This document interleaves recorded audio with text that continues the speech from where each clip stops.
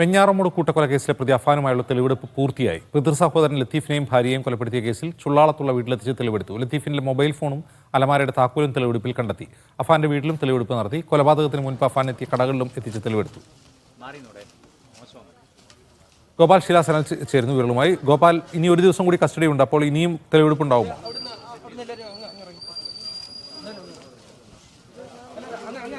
തെളിവെടുപ്പ് രണ്ടാം ഘട്ടത്തിൽ ഇപ്പോൾ പൂർത്തിയാക്കിയിരിക്കുകയാണ് അജിംസ്.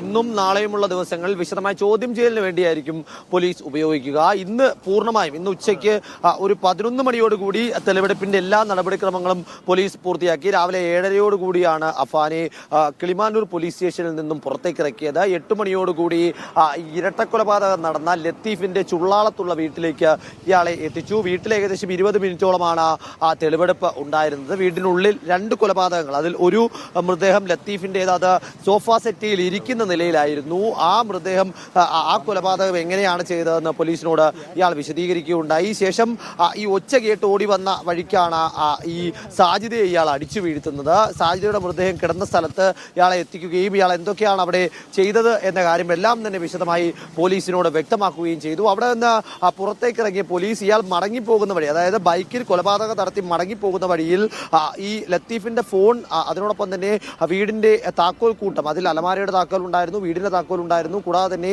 കാറിന്റെ താക്കോലും ഉണ്ടായിരുന്നു. ഈ താക്കോൽ കൂട്ടവും ഫോണും വലിച്ചെറിഞ്ഞ ഒരു ഒഴിഞ്ഞ പറമ്പുണ്ടായിരുന്നു. ആ ഒഴിഞ്ഞ പറമ്പിൽ പോലീസിന്റെ നേതൃത്വത്തിൽ പരിശോധന നടത്തുകയും ആ ഫോണും താക്കോൽ കൂട്ടവും കണ്ടെത്തുകയും ചെയ്തു. അവിടെ നിന്ന് നേരെ പോയത് പേരുമലയിലെ അഫാന്റെ സ്വന്തം വീട്ടിലേക്കാണ്. ഈ വീട്ടിൽ വെച്ച് വിശദമായ തെളിവെടുപ്പ് നടന്നു. കാരണം ഈ കൊലപാതകം നടത്തിയതിനു ശേഷവും പ്രതി നേരെ പോകുന്നത് പേരുമലയിലെ സ്വന്തം വീട്ടിലേക്കായിരുന്നു. ആ വീട്ടിൽ ചെന്നതിന് ശേഷം അവിടെ വെച്ചാണ് ഫർസാനെയും പിന്നീട് അനിയൻ അഹ്സാനെയും കൊലപ്പെടുത്തുന്നത്. അവിടെ ഇയാൾ സൂക്ഷിച്ചിരുന്ന ഒരു പാക്കറ്റ്, ഒരു കവറിൽ സൂക്ഷിച്ചിരുന്ന മുളകുപൊടി കണ്ടെത്തുകയുണ്ട്. അതായത് ഈ കൊലപാതകം വിവരം ആരെങ്കിലും അറിഞ്ഞിട്ടുണ്ടെങ്കിലോ, അല്ലെങ്കിൽ അങ്ങനെ തേടി ആരെങ്കിലും വരികയാണെങ്കിലോ, അല്ലെങ്കിൽ പണം ആവശ്യപ്പെട്ട ആരെങ്കിലും വീട്ടിലേക്ക് എത്തുകയാണെങ്കിലോ അവരെ നേരിടാൻ വേണ്ടിയും രക്ഷപ്പെടാൻ വേണ്ടിയുമാണ് പ്രതി മുളകുപൊടി സൂക്ഷിച്ചിരുന്നത്. ആ മുളകുപൊടി പോലീസ് കസ്റ്റഡിയിലെടുത്തു. തുടർന്ന് അവിടെ നിന്നും കടകളിലേക്ക് ഇയാൾ ഈ കൊലപാതകത്തോടനുബന്ധിച്ച് തന്നെ വിവിധ സാധനങ്ങൾ വാങ്ങാൻ വിവിധ കടകളിലേക്ക് പോയിരുന്നു. ആദ്യം പോയത് ഇയാൾ എലിവിഷൻ വാങ്ങാനായി പോയ നാഗരകുഴിയിലുള്ള ഒരു സ്റ്റേഷനറി സ്റ്റോറിലേക്കാണ്. അവിടെ അല്പനേരം ചെലവഴിച്ചു. അതിനുശേഷം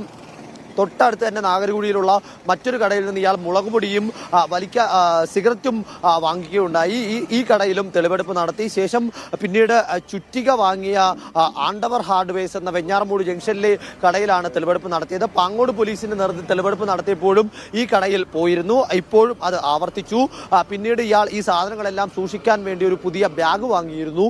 വെഞ്ഞാറമൂട് ജംഗ്ഷനിൽ തന്നെയുള്ള കരുണ ഷൂസ് ആൻഡ് ബാഗ്സ് എന്ന് പറയുന്ന കടയിൽ നിന്നാണ് ഇയാൾ ഇത് വാങ്ങിയത്. ആ കടയിലെത്തിച്ചും ഇയാളെ തെളിവെടുപ്പ് നടത്തി. ശേഷം 11 മണിയോടുകൂടി ഇയാളെ കിളിമാനൂർ പോലീസ് സ്റ്റേഷനിൽ എത്തിച്ചു. കിളിമാനൂർ പോലീസ് സ്റ്റേഷനിൽ എത്തിയ ശേഷം ഇന്നും നാളെയുമായി വിശദമായ ചോദ്യം ചെയ്യലുണ്ടാകും. നാളെ വൈകുന്നേരമോ അല്ലെങ്കിൽ